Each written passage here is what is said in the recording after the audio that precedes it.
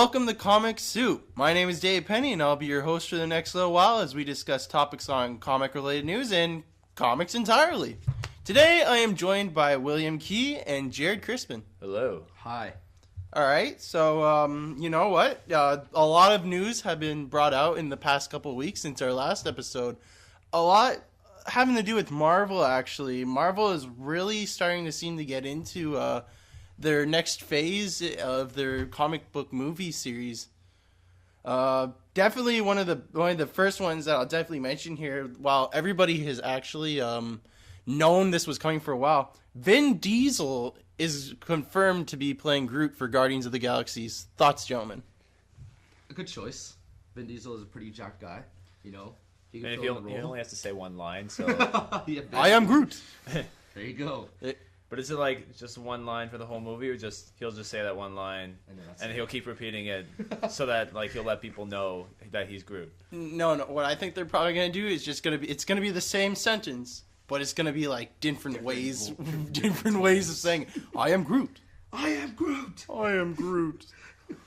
Oh yeah, I think it'll be interesting, and I think because Groot in the comics I hear he's supposed to be like good buddies with Raccoon, right? Yeah, he is. I think him and Bradley Cooper are gonna have a good relationship. Bradley I think I'm yeah. really excited to see those two and just to see. I want to see the CGI. I really hope the CGI is like really good. Who? He's gonna be Rocket Raccoon. No way. Yeah. Do you know who Rocket Raccoon is? No. Rocket Raccoon is basically an alien in the Guardians of the Galaxy team who looks exactly like a raccoon because his species looks like a raccoon, except he uses dual wield like pistols or something. And Bradley Cooper is playing that. Yeah, but anyways, supposed to be putting on some sort of an here's accent. a picture of Vin Diesel beside the what looks like a sculpture of what Groot's gonna look like in the film. He looks really, really like him. Like Without the nose. yeah, without the nose. They look like best friends. Like they've like known each other for years. It's like some sort of reunion. I love the hairdo too. Yeah. It's gonna be nice. They should put like a bird's nest in there or something. I wonder how tall he's gonna be because they say he's as tall as a tree, right? So Well, he's gonna be fucking huge. Groot is huge. Like if he can fight the Hulk, Where did he I think come from? he came from space So he's because like an like alien? everybody. Like a space tree planet. Space tree planets. Space? No. He came from Tree Planet. Tree planet. Happy tree friends.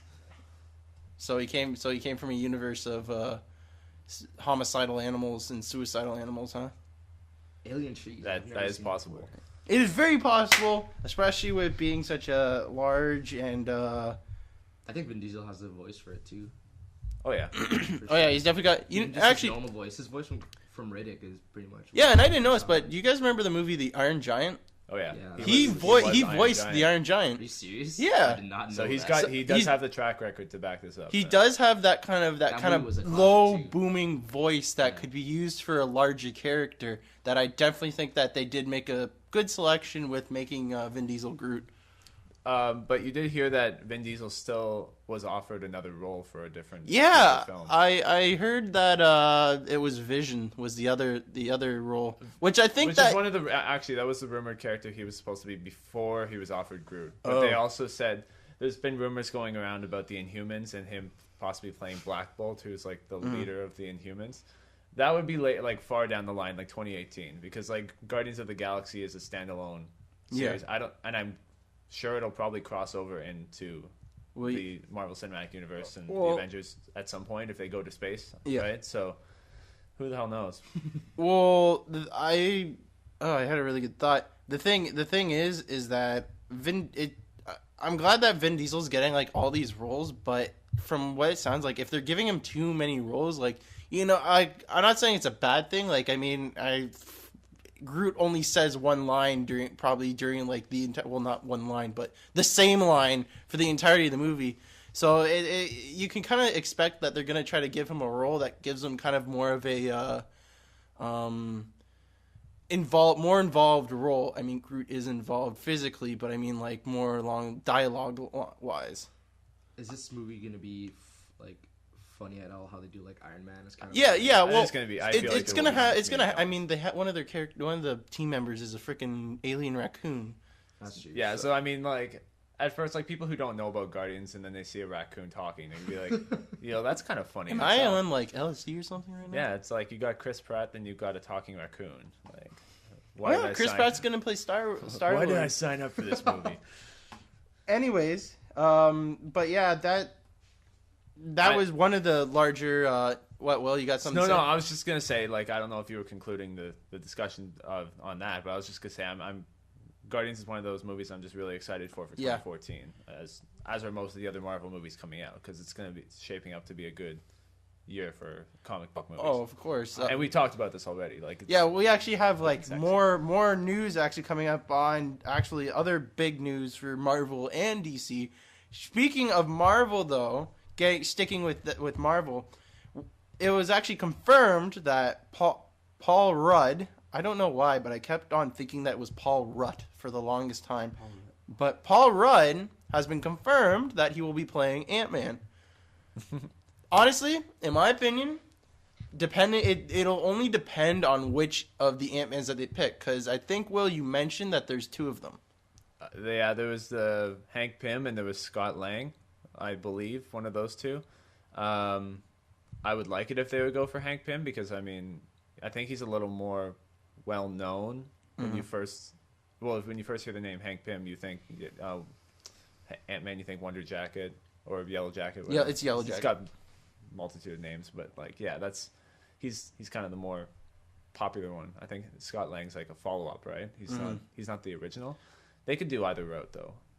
Plus, Hank Pym was the one who helped make Ultron. If I remember, somebody mentioned. Yeah, that was like in the comics. That was the origin of Ultron. So for all we know, is that Paul Rudd might make some sort of cameo appearance in Avengers 2.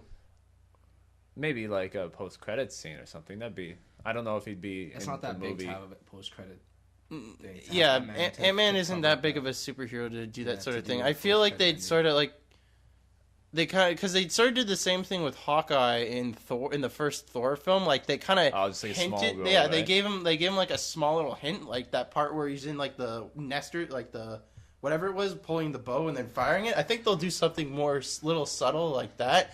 If not, maybe just like for like a 2-minute scene, you see Hank Pym come in at some point, and him and Tony Stark are talking about Ultron, and then Like he goes science and things. Yeah, science and things. I like science. I like science. I like science. I like making robots. Screw you, Bruce Banner. I've got Hank Pym over here. He's just more fun to talk to. Yeah, my Hank Pym doesn't actually get angry and then destroy half the laboratory when he. Now, Jared, I remember on the other podcast you were saying that you thought Paul Rudd looked kind of stupid or goofy. Well, I've never seen Ant-Man. I've never heard of Ant-Man before. Seriously, you showed me a picture of him like last. Dude, he's yeah. The only thing is, I saw the costume, and I was like, okay, well, you only be able to see his mouth, so I guess he won't look as silly as he would. I don't even know what Ant-Man's power is. Ant-Man has the ability to control insects. He has the ability to He change can grow and size. shrink his size. Yeah, so he can And be like he large knows Kung Fu. and small. Yeah, that would help, right? I mean, like, it's one thing to pretty much. control bugs, but you got to be able to fight. Yeah. He's like a mad scientist gone wrong, but towards No, the better he's side. like in the comic books. He has like close relations with like Tony Stark, Mr. Fantastic, and all those guys. All the nerds. All the Yeah. basically The all the science scientists. geeks Yeah. in the Marvel universe. But definitely, I think like if they're gonna kind of go, because I never really read the Ant-Man books. I don't really. The only forms of Ant-Man I've ever seen were in like the cartoons and whatnot. But he seemed like more of a serious sort of character in some aspects, and there were moments where he did have his funny moments. But I mean, unless they're kind of expecting to give Paul Rudd more of a comical role with Hank Pym character, I don't know if it's really gonna work for him. I remember like maybe like 5 years ago when I first heard there was rumors about Ant-Man back then. Yeah. I remember, and this is way before I had played Ultimate Alliance, Ultimate Alliance 2 when they featured Yellow Jacket for the first time, and I had never heard of Ant-Man. And I was like, is this some sort of like, I don't know, like a knockoff of regular superheroes? Are they just like making fun of it? I didn't even think it was a real superhero until I looked it up, and I was like, oh wow, okay, this is they actually treat him as a legit superhero. He was created by Marvel Comics. And so now, fast forward to now, and you got Edgar Wright signed on, you got Paul Rudd. It's like, okay, I guess maybe maybe they do feel that there is potential for him to be comedic, yet they can bring him into this somewhat serious world. I mean, there's still comedic undertones. Yeah, I mean, like with the Iron Man franchise, of course there's been comedic undertones, whatever. Tons. Well, and not only that, but Thor as well. I think the fact that And Thor's Captain America and Hulk. they all bring their own thing. The thing with Thor's dynamic with the rest of the team is that like he's just completely lost. Exactly. Yeah, and I mean, they're all completely lost. Yeah. If you think Sometimes about it, Captain America is Cap's like from the 40s, right? So it's like, what is technology? Like, what is this stuff? And then you got Thor, and he's just like, I'm the son of Odin. I'm a They god. actually have sort of a nod towards everybody's kind of own personality thing at the end of the Avengers post credits. Is that the shawarma scene? Yeah, they're all at the shawarma place, and they're all just sitting at like a table. All like the normal human characters are just sitting around the table, really tired and everything.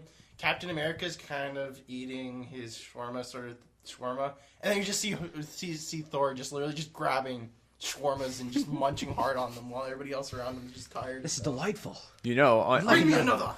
somehow how we turned into a shawarma discussion. I've never had a shawarma, but Well, we'll maybe have to go to Streetsville for that. yeah, maybe one day I'll have One it. day. Osmos. But yeah, so you know, I've got no expectations for Ant-Man because like I'm just setting the bar here. You know, Same. I don't have expectations only because I don't know. He is on the Avengers team. Mm-hmm. So I don't think people really have any expectations about Ant-Man going into this unless they're somehow knew about Ant-Man before any of the other major superheroes. that's the one thing that I do like about the fact that they're starting to go towards more less popular superheroes.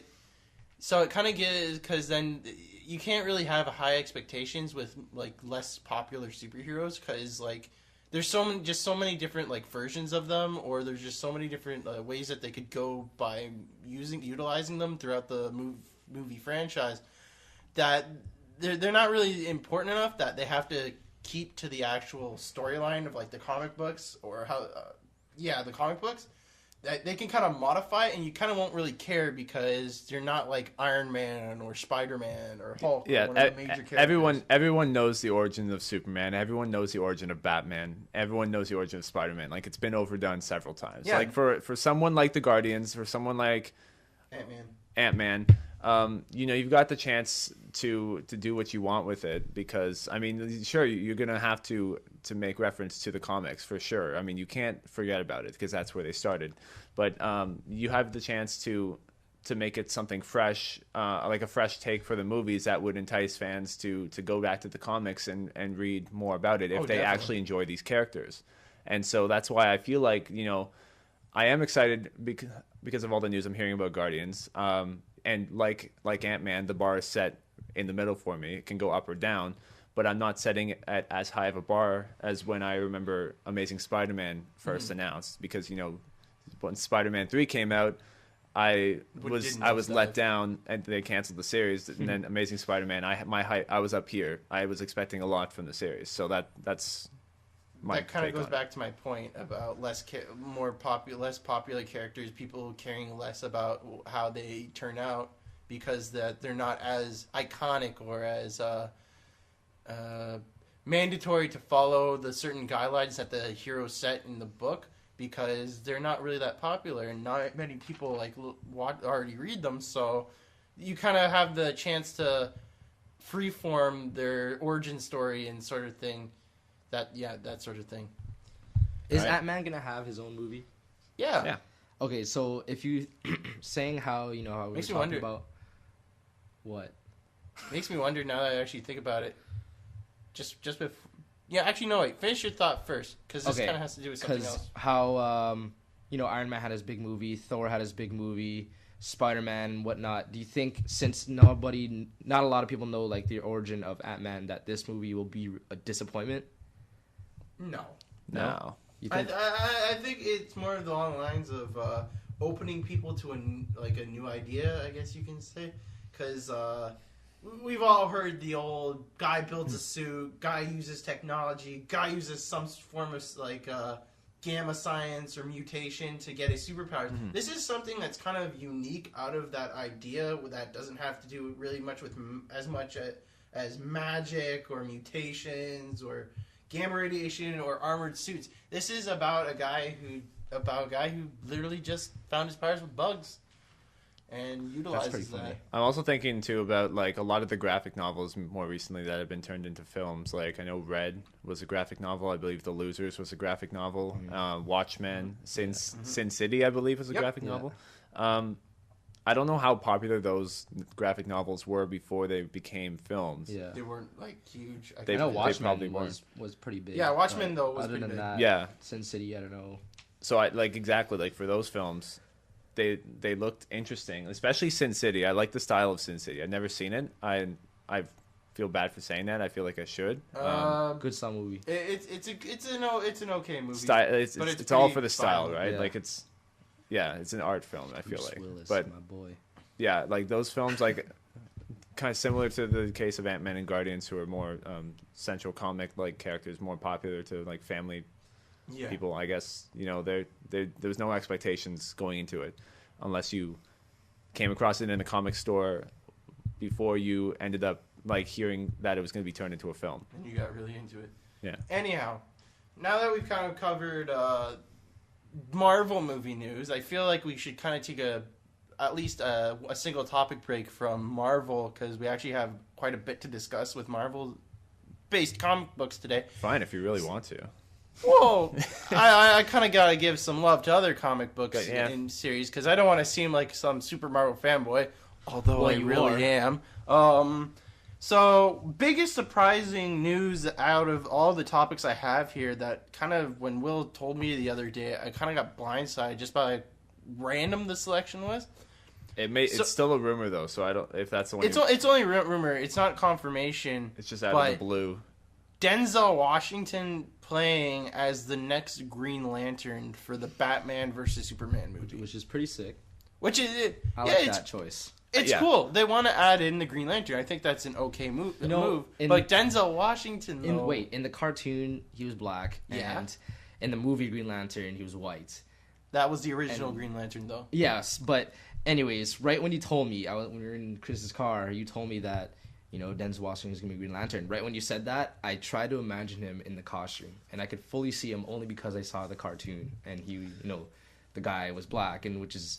sick how they used Denzel Washington. Now you would rather have Denzel Washington than say Samuel L. Jackson, because Samuel L. Jackson's already taken. Mm-hmm. And Samuel L. Jackson is a very his acting performance can be very over the top sometimes. Yeah, way over the top. I think Denzel Washington would kill it as Green Lantern. So I really feel like if say they decide this may be a rumor right now because this Denzel Washington as Green Lantern is tied to the current Batman versus Superman. Thing. So that's already a clusterfuck in itself because we've talked about the fact that they cast Wonder Woman already in the last podcast. So the fact that there's rumors circling around Green Lantern. In the past they've had rumors circling around adding Flash and Nightwing and Lex Luthor, which Lex Luthor might be a likely foe they could face. And Doomsday. Likely. Doomsday as well was the other one we discussed. Yeah. That's a lot for just a Batman versus Superman film. Batman vs Superman is already how about we just scrap Ryan Reynolds? We'll add Denzel Washington in his own solo Green Lantern film or something. That would be good. That would be awesome. I feel like they start introducing, I don't mind if they introduce one or two other superheroes as small cameos into these films. But I feel like if they start introducing different superheroes too quickly, and it would kind of feel like they're just trying to force the other superheroes onto us and push it out too quickly to try to match up with what Marvel's has. Cause Marvel's had years, and I mean literally years, to prepare for all this. But DC hasn't really made much moves towards making actual silver screen films for their comics. So I feel like they're just trying to bundle up too many of their superheroes into one, that it might just end up becoming one confusing mess. It's taking a shortcut. Yeah, it's taking an unnecessary saving shortcut. money. So what about this? say okay, set up Denzel for a Green Lantern solo film. Why not make it the sequel to Green Lantern? And just drop Ryan Reynolds, have Denzel somehow pick up the powers, and then there you go. You got Denzel being Green Lantern. Well, and then it's like, I don't know. I mean, you don't have to reboot the series because you already set up the origin story for Green Lantern and the powers itself. Just have Denzel face Sinestro or something like that. Sinestro was set up at the end of Green Lantern 1. Yeah. And going into Green Lantern, I saw Sinestro and I saw he was a Green Lantern, and I was like, what the fuck? Like, because I remember him, in yellow. I was like, why is he green? And I guess that's because I didn't do enough research and I didn't realize that he had taken a ring of fear or something. I'm gonna look this up right now to find the character from those Justice League the Justice League cartoon. Which one? The guy who played Green Lantern. All of them. They both had the character. I swear his name starts with J. It's John. John Stewart. John Stewart. That's it. That was the one that they mentioned in the article, I believe. Yeah, that would be the one that he'd end up playing because I think John Stewart was the second ever human Green Lantern to ever join the Corps.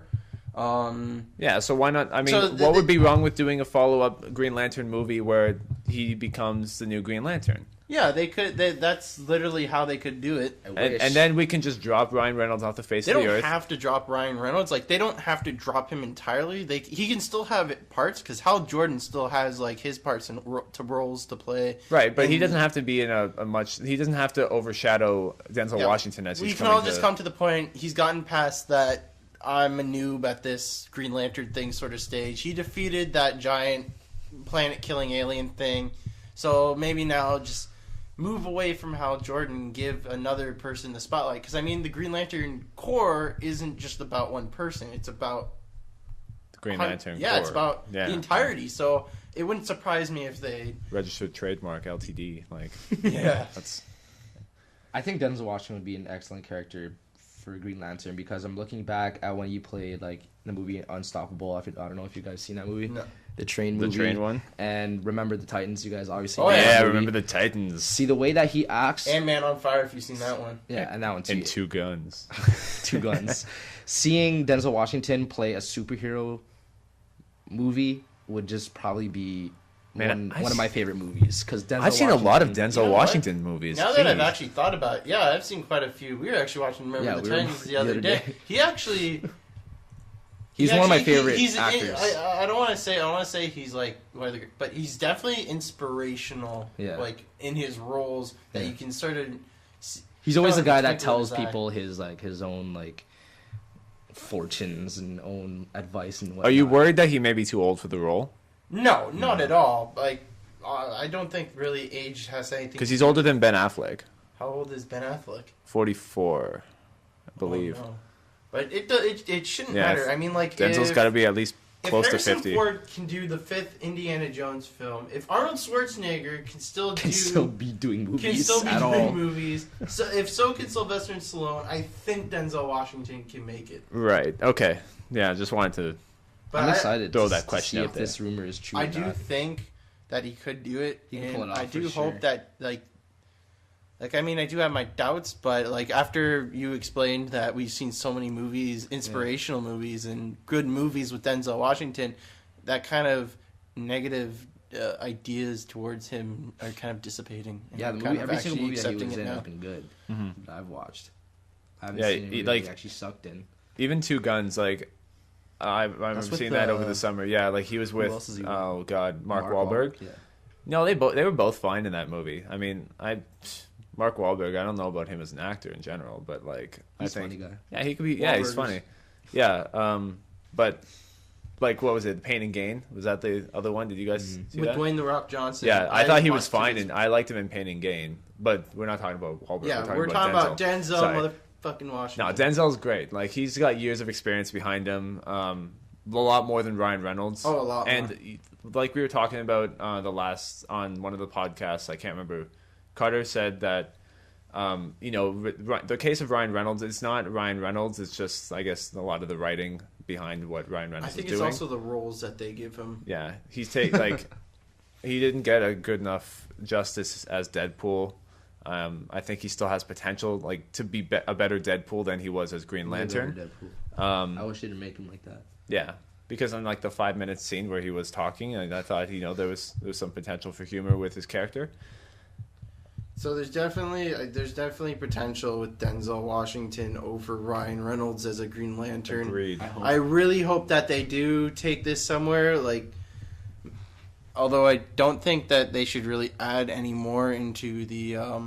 Yeah, let's not overshadow the real Batman versus Superman. Yeah, conflict. like I feel like they should kind of stop and think about Just who they want to add. Batman Like versus Superman. That's Wonder Woman, Green Lantern, small cameos. We're done. We're good. now back Don't to Batman versus Superman. Yeah, more apocalyptic fighting. This is why I was asking you the other day who started the Justice League. Batman, Superman, and Batman. Okay, but was it Batman? Because I could believe it if it was Batman who started Justice League, because maybe he's recruiting superheroes, comes across Superman. Superman's kind of still dicky. Batman beats him to a pulp, and then Superman's like, okay, fine. Let me explain it to you in a short form of what I know from the cartoons that I used to watch long ago. Bruce Wayne builds a Bruce Wayne builds a satellite. Satellite meets Superman. They start hating one another, all because of a girl. Then they end up at some point liking one another for some reason, I don't remember why. Women. And they start teaming up together, and then they start getting all the introductions to other superheroes and whatnot into a little clique of super friends. And then at one point, that satellite gets turned into the Justice Tower or whatever it's called. That's the Tower of a short Justice. form of what I know anyways. Okay, that's all I wanted to know. Because I mean, yeah, I feel like that would be an interesting story if it was Batman, setting up the Justice League. I don't know why. He has the money to. Because he's got the money for it, and he's got the potential for leadership. It's like, right? I need people that are invulnerable. And like me. As we're seeing, since this is still kind of slightly following Christopher Nolan's universe they set up with Batman. Every legendary movie is following up with the Christopher Nolan. Right, we've got an aged Batman, right? Yep. So he has experience. Superman still is fresh, doesn't have a lot of experience. So in a way, I mean, though he does overpower Batman by a lot, he needs to learn to control his power. So I guess Batman would be somewhat of a mentor to him. That's why I figured, that Batman was doing that. All right, well, it seems we're getting a little off topic here with Denzel Washington, but we've all said what we've had to have said about Denzel Washington. Denzel Washington. There is hope that he will do well if he is indeed to be the next Green Lantern. That rumor is true. So that is literally our only other topic that is not Marvel today, which is actually surprising considering that there's actually a lot more other news. But we're dealing with the most recent. But we are actually done with that news, so let's actually get into some discussions. We actually have 2 discussions today. Starting with, we will do a comic discussion about an actual older book that came out, I think, about a couple of years ago, maybe even a little more than that. Y'all might have heard of it. You all might have heard of it. It's one of the biggest events that ever happened in Marvel history. Ladies and gentlemen, of course, I am talking about Marvel's Civil War. We don't have a camera, Jared. We don't have a camera, but Jared's just presenting. We have the book it here. Jared's been kind of skimming it. One of my all-time favorite storylines of the Marvel Universe. It's definitely very unique compared to like all the other ones. This is like one of the first books I ever read that didn't have some sort of apocalyptic end-of-the-world scenario happening. When I saw this first, I went to the comic book store. I forget what it's called, Square One. Planet Hobby. I walked in there and I saw this book and I thought it was like really epic. Like the cover was amazing, and I didn't know it was like Captain America versus Iron Man, because when you look at the cover it looks completely fine. But then I was skimming through it and I see Iron Man and Captain America fighting each other. I was like, this book looks amazing. Like the drawings. And you want to know why they're fighting, right? Yeah. I read. I wasn't able to finish all of it, but I do know that all these friggin' Marvel superheroes are fighting each other or the decision that He's reading the back of the book will affect the nation's greatest champions. It's the Superhuman Registration Act. That is what the whole story is about. They want everybody to unmask themselves. Basically, for those who have not read Civil War, and I am going to spoil a bit of it for you, so please do. Spoiler. Please provide some Spoiler sort of a synopsis of this comic series. I was just going to say plug your ears and start screaming, but it's basically about after a major incident involving a TV crew, which was following a more amateur superhero crew, ended up fighting a bunch of big leagues, and one of the big league villains ended up exploding and killing, I think it was like 100 kids or something like that. So then the U.S. government decided that superhumans should be regulated, so that they started asking that they unmask themselves before they officially consider themselves superhuman. Of course, half of the superhumans of the Marvel Universe are with it, which it's like Iron Man, Mr. Fantastic, and then there's the other half who is against it, who is Captain America and who's another great Goliath. Luke Cage, all those. The thing is, this is like this. It kind of takes a step back from the usual end of the world scenario Marvel stories, where oh my god, if we don't stop this from happening, the world's either going to get turned into by a bunch of giant spiders, a bunch of robots, a bunch of zombies, a bunch of demons. And it deals more with a more national issue and government issue rather than, like I said, an end-of-the-world scenario that you see so many different Marvel comic books. And honestly, I kind of had a bit of relief when I first read it of the fact that it wasn't about it, because you feel it's less tense, less stressful. But that doesn't actually mean it is actually less stressful and intense, because, I mean, this, rather than having a superhero team taking on a major villain, it's a superhero team taking on another superhero team. Which is awesome. I was going to ask you, when did they release Civil War? I do not know. It should be on the back of the book, publishing date. Yeah. This might take a while. It drove my curiosity, because I found that Civil War, in a way, is like art imitating life. And, you know, whenever the heck it came out, if it came out like... Oh, and you know... It's definitely a post 9/11 story. 2012. Yeah, it's not 2012, but it might have been re-released with a new yeah, because that's the volume of it.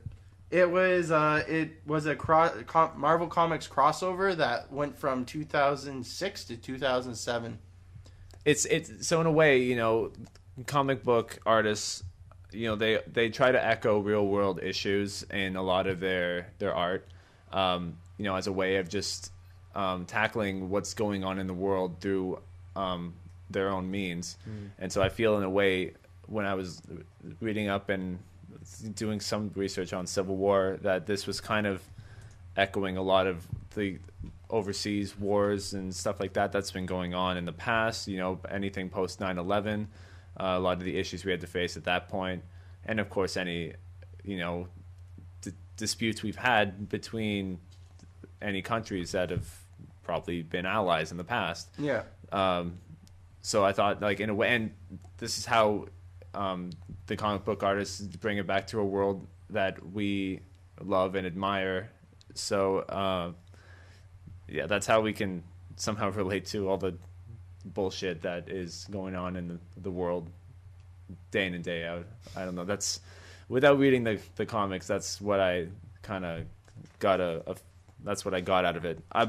The way I was exposed to Civil War was through when I played Marvel Ultimate Alliance 2.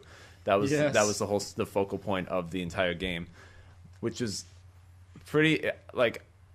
I played both games. Ultimate Alliance 1 was more of the Masters of Evil storyline with Doctor Doom.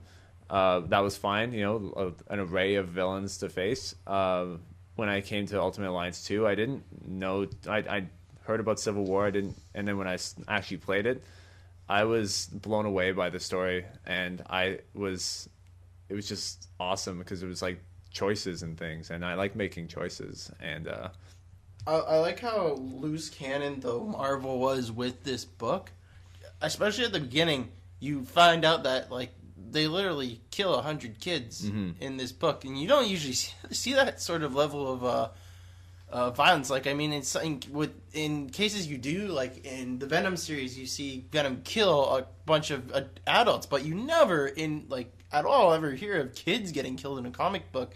So this was definitely sort of an eye-opening, darker book, and I'm not even going to mention because there's a couple superheroes, and I won't mention who actually die in this book, and you never saw that, you never hear that sort of thing. Like you see it happen to villains, you see it happen to the bad guys, but you never see it happen to the good guys, especially when the good guys are fighting one another. What are the two factions in this? I know one of them is the Superhero Registration Act. One's pro-registration, the other's anti-registration. Pro-registration is Captain America. No, pro-registration is Iron Man, Mr. Fantastic. Anti-registration is Captain America, Goliath, Hercules. I think when I played the game, I went anti-registration. I went pro-registration. Because I don't know. I felt like when I heard about it, I was like, I don't think. Because, like, the whole pro-registration is what? The superheroes are aligned with the government, and they do what the government says, right? Pro-registration people become actually hired by the government. They have to unmask themselves in front of the government. Right. And I thought to myself, no, like, that's... I'm not doing that. Yeah, I'm not doing that. Like, why the hell would I do that? Like, superheroes are, they're meant to keep their masks on. I agree with that. The only reason I picked pro-registration was because I randomly picked. Oh, okay. So you just flipped a coin. You're like, what do I feel like doing today? Well, but I do feel that superheroes do need to keep their secret identities, because I mean, like, once you tell somebody, that's a threat.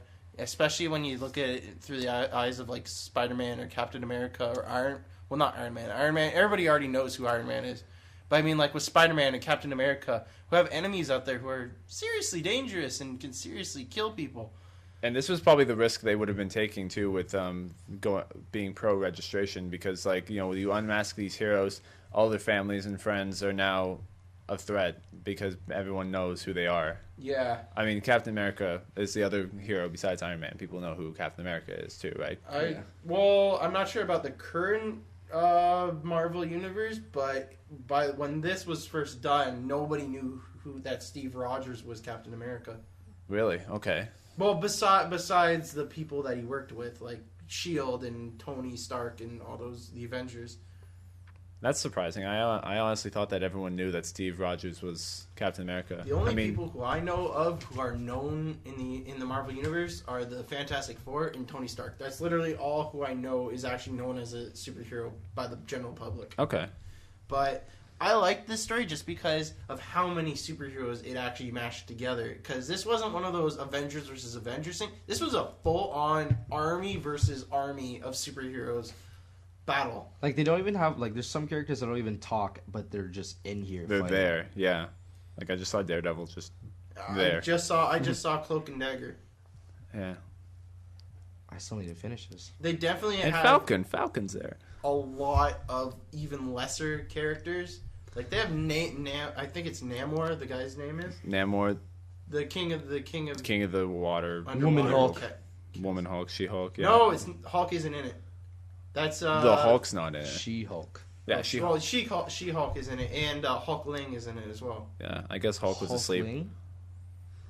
I guess you say Baby Hulk. That's hilarious. Except he can, like, shapeshift and stuff. It's like they have a bunch of characters everywhere. I don't even know who that is. I don't even know who this guy is.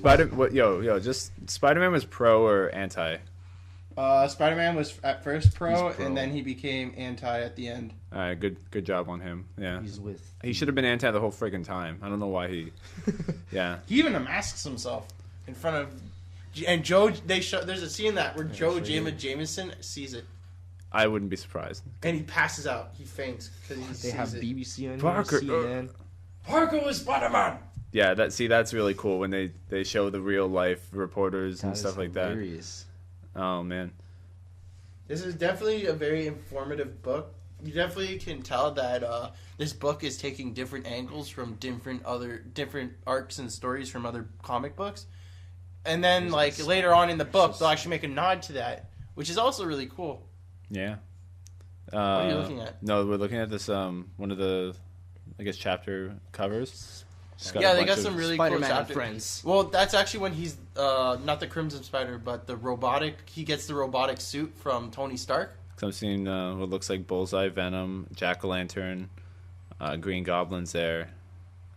Yeah. Well, at one point in the book, they start using the supervillain. The U.S. government starts using supervillains to hunt down superheroes. Are the nanites in this? Because I think they were in Ultimate Alliance too. The nanites. Yeah, there was some sort of nanite. Oh, it's the stuff that they put into the villains so that they can keep them good and they actually have kill switches on the villains now. Yeah, that was the thing that was in the game because nanites were being injected in some superheroes, I believe, too. Yeah, but that went a different story, completely different storyline after the Civil War and Marvel Ultimate Alliance. Yeah, because I think at some point they were just like, we settled our differences, and then it's like, oh wait, nanites. Nanites are now involved in consuming the entire world. Now it's an end of the world scenario again. But no, this never the Civil War, the actual book itself, never goes that far. It stays in the whole, I think we should be unmasked. I don't want to be unmasked. And this book manages to conclude the Civil War storyline as well, like in this entire book here. It just it's 7 books in one? It says here at the top. It looks like 1 to 7. Self-titled 7-issue limited series. This looks like Tony Stark here. Yeah. Yeah, apparently he's a good man. I see Maria Hill. It's a 7-part story. Devious. So I would say maybe Robert Downey Jr. seven different comic books, I guess. Okay. But yeah. Anyhow, so now that we've kind of had that little comic discussion, we're actually going to have a bit of a movie discussion on a movie that was a humongous disappointment, especially to one of the people who's sitting here, to you, Will. This was a humongous disappointment, as I remember, because it was to me. Spider-Man 3, the movie. Yeah. I watched this one the other night, and I was still the same amount of disappointment I had for it now than I did when I first watched it. I think it had better CGI than it did story. It did. The CGI was pretty good. But I still can't get the thought out of my head of Peter Parker twerking. You know, I remember reading articles after watching Spider-Man 3 about, and I got a book for Christmas. I don't know if I was mentioning it to you. That was it was talking about how they were crafting the story for Spider-Man 3. And the first story they crafted and they pitched to Sony and Sony had approved of was one that involved, just Spider-Man dealing with, I guess, forgiveness. There was a theme of forgiveness that was kind of emanating throughout the whole story, and you kind of see it a bit in Spider-Man 3, but because there's just so much shit going on, it's crazy. I mean, Spider-Man 3 is the one where he goes emo, right? Oh yeah. See, that was really random. And he has the dance number. Dude, that's still my number one most random moment in a movie ever, when he just starts randomly dancing and singing. Why? There was no point to do it. It's like, I got symbiote powers, I can dance. No big deal. And I bullshit you not. Tobey Maguire cries in that movie 50 times. He cries in at least every Spider-Man movie. He does. He's in. He cries or he screams. Oh, but okay, so what I was reading about was that the original story, and it was a 35 page script. Could be wrong. Might have been more. And it was about just his relationship with MJ and Harry and patching that up, or just the challenges throughout there. So obviously the new Goblin thing was still there, which they should have switched that to be the Hobgoblin. They shouldn't have made it try to be his own Green Goblin. And the other one, of course, Sandman. I liked Sandman. I think that there was much potential for Sandman, especially with his family. I mean, I felt a connection to him because his family the wife had just ousted him, and yet the only connection that he had to that family was through his daughter, who he was trying to save.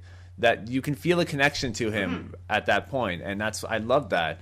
But that gets overshadowed throughout the movie when he just becomes a ruthless asshole, and then he's just trying to kill Spider-Man, and then he just starts seeking revenge on Spider-Man.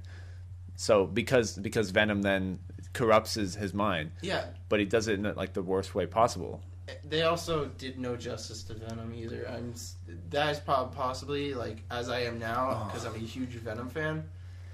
They did very little justice. They made him seem smaller. They made him seem weaker. It's because of their casting choice. Because when I first heard that Topher Grace was cast as Eddie Brock and Venom, I laughed. I remember I was with Anthony and Carter. We were walking home from school, and we were laughing. We thought, why is Eric Foreman from That 70s Show playing Venom? And we thought back to the 90s comics. Venom was huge. He was a bulky guy. He was humongous. Yeah, he was literally a physical threat to Spider-Man. He seemed smaller than Spider-Man in this movie to me. I don't know about you. He was way smaller than he should have been. Yeah.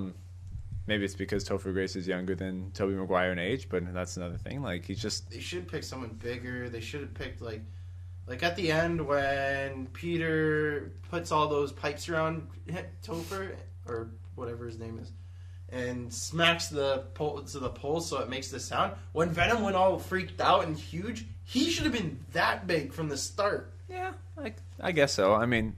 Because Venom is humongous. He's like you said, like gargantuan. He's gargantuan. He's physically threatening, like you said. That's how he is in all the comic books. If they decided, oh well, I want a sleeker, skinnier, smaller Venom, who even Sandman could probably kick the shit out of. The original concept they were going for was Sandman Vulture instead of Sandman Venom. I don't know where along the lines they decided. I would have stuck with Vulture. I think it's because they didn't like Vulture, like. They did because they were trying to keep with the theme of forgiveness, and originally how they crafted Vulture was just, he was just seeking revenge. There wasn't any empathy with the character itself, so they thought, let's swap him out with Eddie Brock, who in a way we could feel some empathy for because he's lost everything. He lost everything, and to so Peter Parker. Exactly, and I mean, I can understand that, but in a way, it's like. It didn't work, obviously. I mean, maybe it worked on paper. It seemed to work on paper when I was like reading it. Okay, you've got everything you need, but it was just way too cluttered, and there were storylines that were dropped or just they disappeared completely as the movie went on. The story with Flint Marco's daughter just completely gone. He he looks at a pendant once I think, and then he doesn't look at it again. It's like, well, what happened to his daughter? Is she dead? She looked like she was, well, at one point she looked like she was pretty ill, and then she got up and she looked pretty fine. So it's like, okay, she needs to sleep with like a breathing aperture or something. Like what's wrong with her? I want to know what's wrong with her. Does she have like a lung condition? Like, tell me something. Why is the wife so bitter towards them? Like. Kind of makes you wonder what could have they done had they not included a musical montage of Peter Parker trying to be some swagger. There was a lot of work going into this because they started crafting the story of Spider-Man 3 as like maybe a week before the debut of Spider-Man 2. And then when they heard about Sony wanted to see a Venom thing, they didn't drop the story of Sandman and Vulture. They put it aside and they had a separate story going with Sandman and Venom, and they had the two, and they were trying to find ways to weave elements into this current story they had written first about Sandman and Vulture, but it just wasn't working. So what they could have done, they could have dropped Venom. I mean, I know Venom is popular in the franchise, but I think just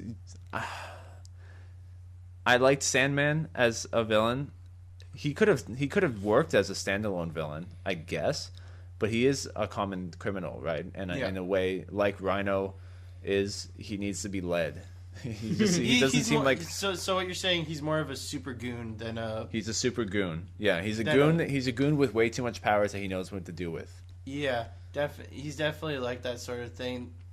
But like, actually, now that I think about it, you never know. They might do a crossover with Rhino / Sandman teamwork. I think, I don't know. I don't care much for Rhino, honestly. Like, I like that they made a mech suit for him. I think that'll be fine, but I mean, I'm still not going to like the character itself. Just coming back to Sandman, not knowing much about it. I mean, okay, I actually want to ask you guys what you thought about how they changed the origin story for Uncle Ben's killer to be Flint Marco. Oh yeah, because in the comic book it wasn't Flint Marko. No, but in this case they had to give Flint Marko's character some sort of connection to Spider-Man. Spider-Man. Honestly, Spider-Man 3 was a terrible movie overall, in my opinion. Right? No, I know, but when I watched it and I guess at the time I knew about it. I'm not saying it's like a 0% Rotten Tomatoes movie. There's different elements in the movie. Like overall, as a movie, like it's actually I like the action in the movie. I think there are segments of the story and there's segments of characters that I think were promising, but they just couldn't take all the way. What I'm asking is, the question about the fact that Flint Marko is now the true killer of Uncle Ben.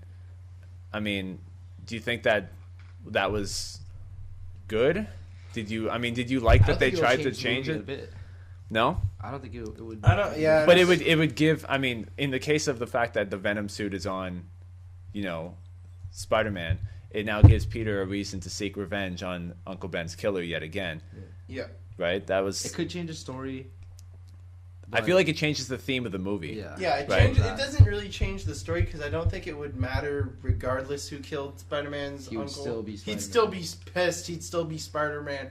But I do think, like you say, it does change the theme because I mean, like they kind of show in the movie that Flint has regret and has grief over because he didn't actually mean to kill. They just need to wait till the end of the movie where it's like whoa, time out, like just like I killed your uncle, I'm sorry, I didn't mean to, my daughter's dying. He didn't mean to kill his uncle. This is basically what happened. He's just saying hear my side of the story. He had the gun pointing at him. Suddenly his partner comes from behind and pushes him or something like that, and he accidentally fires it. I think that's what happened. Yeah. So they both seemed like fairly, like they hadn't done any sort of big criminal activity like that before. So I could tell, maybe Flint Marko had a shaky hand and was just, he had never held a gun to an innocent person before. So, yeah, in a way, once that trigger goes off and you now have a man's death on your conscience, that's going to be on you for the rest of your life. And his nephew is Spider-Man. And his nephew just happens to be his, like, spoilers. That's some sort of soap opera story right there. You're just weaving. You killed his uncle, bro. Yeah. I think, in a way, like, I thought it was an interesting way to tie those two characters together. Mm-hmm. But for a lot of fans, it would have pissed them off because it's like, sure. It was almost like when I found out while watching the first Batman that it was the Joker character that killed his parents. If you remember from the Michael Keaton Batman. Yeah. Yeah, it was like. Oh yeah, what Michael Keaton's Batman parents were killed by. It's exactly the same thing. They gotta, So in a way, like it changes the theme. The theme they were trying to go for was forgiveness. Yeah. In the end, there was forgiveness from Peter with Harry. Harry and Peter forgive each other for all that. There's a bit of a small moment where it looks like Mary Jane forgives Peter for being a pompous asshole. Right? They do a dance together. I don't know. We don't know what their relationship's going to be like. So, of course, they were setting up for a future movie. Which never happened. And then Peter forgives Flint Marko at the end of Spider-Man 3. Mm-hmm. So those three elements, you could have kept Sandman as maybe his own villain in itself. Vulture, the character of Vulture was pretty much this guy who wanted to kill. He was just greedy. He was a man of greed, and he used Sandman, much like Venom in this case. You had two characters that were, you would feel empathy for, but then one of them got greedy, and then you don't feel bad for the fact that he died because he got swallowed by greed by the Venom symbiote, right? I sometimes think that sometimes films do require those kinds of characters. The kind of ones that you know from the beginning, oh, that guy's a dick, I want to just him dead. And then they kind of build up that kind of hatred you have towards that character. That's what I like about some movies sometimes. They have those characters where you hate them from the beginning, you hate them throughout the entire of the film, and then when you die, you just have that greatest feeling of triumph that the person that you hated is now either dead or getting some form of justice. It's like going to a stage performance when you have those characters where you cheer for them and the characters that you boo for. Yeah. You've got those characters that you love to hate. And, you know, but there are some films, and, you know, Spider-Man 3 had set it up in this way, and it failed, that you do feel empathy, and you feel empathy for the Flint Marco's character. And that potential was there. Yes, there were moments where he had to come out and he had to be brutish, he had to be a bad guy to get the things he wanted. And much can be said about Otto Octavius in the second movie, too. Mm-hmm. You feel empathy for him because his wife just died and his project got ruined. He's doing this because he wants to see his project succeed, and he's doing it for his wife. Mm-hmm. As he said multitudes of times in the game, you know, my poor Rosie. My poor Rosie, I killed her. And, you know, excuse me, I just burped. Doc Ock is always going to be my favorite villain. And Spider-Man 2 is my favorite movie of that series. Well, hopefully in the future, Sony will try to remake the Sandman, at least the Sandman and the Vulture. Vulture will be done. I know Vulture will be done. They've already kind of confirmed that in the Spider-Man 2 trailer. But hopefully maybe they'll try to redo a wrong and. I want Venom. Oh, they will do Venom. They literally cannot continue any Spider-Man series. He is going to have his own movie. No way. Yeah. We talked about this on the last podcast. I was listening. Yeah, see, that's why you don't spend your time on your phone when we're during the podcast. How about you shut up? Okay. Well, the thing is that, I really do hope that Sony kind of tries to redo those wrongs that they made with the current Amazing Spider-Man series. Because I feel like they could redo those wrongs by remaking Sandman and doing it right. The thing is, like, whenever there's a Spider-Man marathon, all 3 movies are playing, I'll still watch all 3 movies from start to finish. As much as I don't like Spider-Man 3 as opposed to the other 2, I still think there's some merit to Spider-Man 3. It exists. We now know we can learn from its mistakes. Mistakes have been made, and so we're just here. Now we're here in 2013, and we got a new Spider-Man series that we can enjoy. Mm-hmm. We can still enjoy the other 3, and people are still going to bitch about the Venom saga that was introduced in that film for years to come. And especially once this new Venom saga comes out, and it turns out to be, it's gonna be amazing. It'll probably be much better because they're setting up a Venom spinoff before bringing him into Spider-Man, which I think is going to be fantastic. Yeah. So literally, that pretty much wraps up what we have for our discussion. Pretty much all our topics. It was a pretty good discussion today. A lot of things were talked about, especially with the Marvel universes. It seems to be the more popular, more always Marvel newsworthy. One day in the future we'll find topics that are less Marvel. I mean, we'll still have Marvel topics. Yeah, we'll still have Marvel. We'll try to give in everybody. It's just that as of late, Marvel's been the one who's been kind of given the good news and whatnot. Like, I know as soon as Superman and Batman's all done and whatnot with, I'm pretty sure DC will start being like, well, hey guys, now we got this done, let's totally pull a Marvel and start doing other phases. 2015 is far from now, so yeah, it is. Within the year. But we shall end this off with one last little topic. What are you guys reading? What are you guys doing? Anything with comics? Personally, as for myself, I just finished reading the Amazing Spider-Man Spider Island complete volume, which was quite the read. How about you, Will? You reading anything? Well, I mean, just that book I got for Christmas, it was the Chronicles of Spider-Man, but it was talking about the story of Spider-Man 3. I'm still really early on, maybe like in the first 20 pages, so I was just reading the crafting the story, which was kind of the idea of why I wanted to discuss Spider-Man 3 with you guys. Mm-hmm. So I'm going to continue reading that and then try to dig up any of the other comic books I bought this summer from under my bed. That's probably where they're sitting right now, so that's probably what I've been doing. Nice. How about you, Jared? What are you reading? Surprisingly, I've been reading Attack on Titan back. Yesterday I was reading it, so probably I'll be getting back into reading Attack on Titan because. How far are you on that? I'm still on the first few. You're still on the first volume, episodes, yeah. So you're not yet on the Battle of Trost yet. No, you're not the Battle of Trost yet. Well, of course, you're probably wondering why the hell you just mentioned manga. We're talking about everything comics, so we're talking about anime, comics, and manga, which is anime and manga are the two same things, but who cares? Anyhow, that wraps up today's episode of Comic Soup. I'd like to thank everyone who listened in, as well as everyone who came to take part in this episode. Jared Crispin. Thank you for having me, sir. And William Key. Yellow. This has been Comic Soup episode 2, and thank you very much for listening. Peace. Peace. Yeah.